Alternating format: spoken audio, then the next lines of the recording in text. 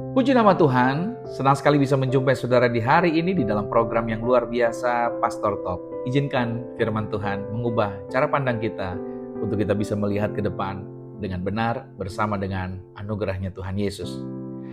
Di dalam dunia ini kita menjumpai sebuah kenyataan bahwa setiap orang tentunya ingin memiliki kehidupan yang mapan. Mereka ingin menikmati berkat dan mereka ingin bisa menikmati segala sesuatu yang ada di dalam dunia ini. Dan akhirnya tentunya orang berlomba-lomba bagaimana mereka bisa memiliki uang yang banyak, memiliki harta dan lain sebagainya.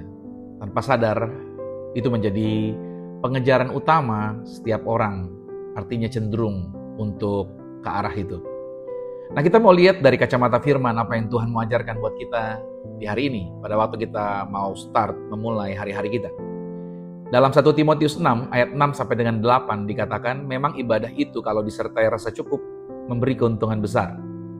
Sebab kita tidak membawa sesuatu apa ke dalam dunia dan kita pun tidak dapat membawa apa-apa keluar.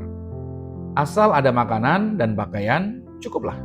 Nah, berarti kita bisa belajar hari ini ikut Tuhan itu bukan untuk kaya dari teks ayat tadi, tapi untuk mengenal Tuhan. Artinya tujuan utama menjadi murid Kristus itu bukanlah kekayaan, tetapi pengenalan akan Tuhan. Kekayaan itu bisa menjadi efek samping dari orang-orang yang hidupnya setia dan bijak. Tetapi kekayaan bukanlah alasan utama untuk mengikut Yesus. Karena Yesus sendiri berkata, "Jangan kamu mengumpulkan harta di bumi, tetapi kumpulkanlah harta di sorga." Matius 6 ayat 19-20. Artinya begini ya, Tuhan itu tidak menentang kekayaan loh. Tetapi Tuhan menentang hati yang diperbudak oleh kekayaan. Kekayaan itu bukanlah dosa, tetapi tujuan yang salah terhadap kekayaan bisa menyesatkan hati dan membuat orang jadi berdosa. Selanjutnya, kekayaan itu adalah efek samping, bukanlah menjadi sasaran. Berkat Tuhan itu nyata. Dan firman Tuhan memang berkata begini, Tuhanlah yang memberikan kekuatan kepadamu untuk memperoleh kekayaan. Tertulis dalam Ulangan 8 ayat 18. Namun perhatikan konteks dari ayat ini. Karena Tuhan memberikan kemampuan itu supaya kita mengingat Tuhan dan senantiasa memuliakan Tuhan. Bukan supaya kita memuliakan kekayaan itu sendiri, mempertontonkan kekayaan itu sendiri kepada semua orang betapa kayanya, betapa banyaknya yang kita punya. Nah, ketika kekayaan itu menjadi efek dari ketaatan, maka itu adalah berkat. Tetapi sebaliknya, ketika kekayaan menjadi alasan untuk kita mau taat, itu disebut dengan penyesatan. Pelajaran selanjutnya dikatakan Yesus tidak menjanjikan hidup mudah, tetapi hidup yang penuh makna.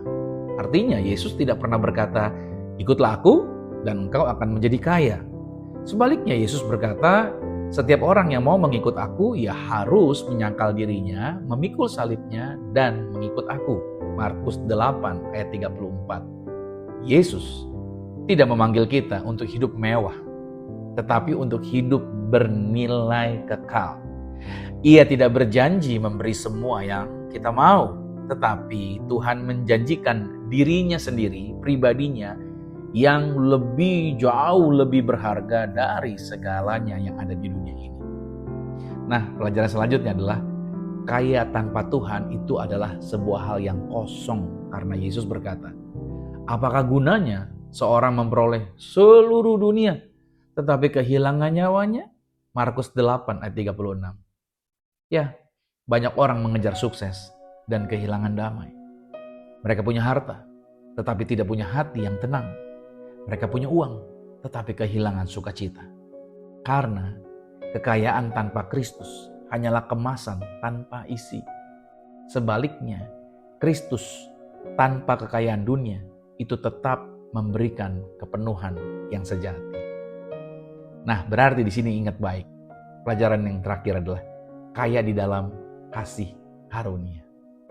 Karena Paulus menulis, sebab kamu telah mengenal kasih karunia Tuhan kita Yesus Kristus, bahwa Ia yang oleh karena kamu menjadi miskin, sekalipun Ia kaya, supaya kamu menjadi kaya oleh karena kemiskinannya. 2 Korintus 8 ayat 9. Ayat ini bukan berbicara tentang kaya materi, tetapi kekayaan rohani, yaitu damai, sukacita, kasih, pengharapan, dan hidup yang penuh arti.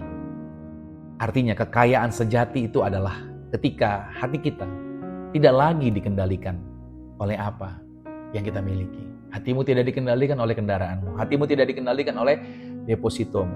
Hatimu tidak dikendalikan oleh rumahmu. Hatimu tidak dikendalikan oleh bisnismu.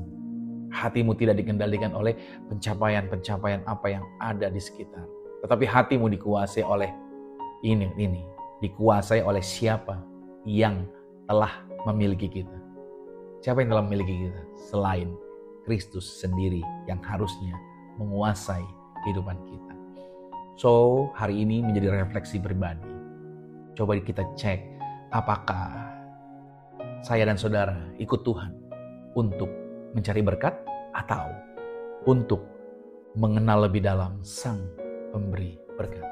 Kita cari tangannya Tuhan atau kita cari hatinya Tuhan. Jika yang kita cari hanyalah harta, maka jujur saya katakan, kita akan kecewa.